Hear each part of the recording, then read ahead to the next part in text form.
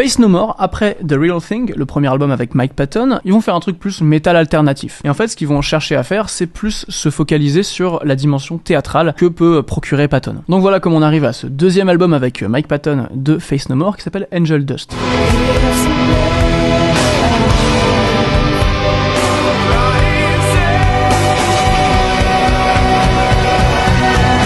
Ensuite, la discographie continue, à partir de l'album King for a Day, on va vers un truc un peu plus rock conventionnel, et d'ailleurs sur cet album, c'est Trevor Dunn à la basse, Trevor Dunn, le bassiste de Mr. Bungle, et le pote de Patton depuis les tout débuts dans ce lycée à Eureka en Californie, où ils allaient voir des films d'horreur et faisaient leur première reprise de métal ensemble.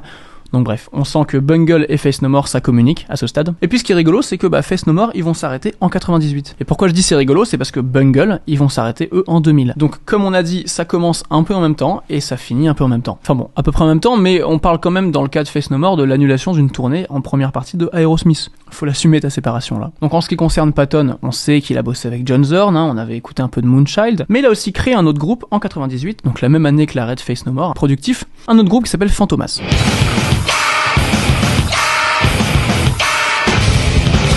Metal bizarre, Fantomas. Donc c'est Mike Patton qui a créé le projet.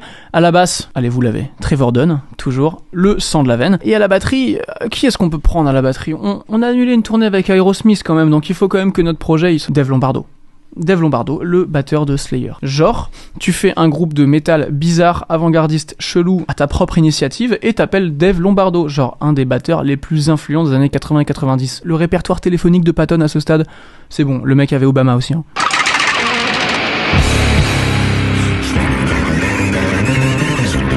Voilà donc pour Fantomas.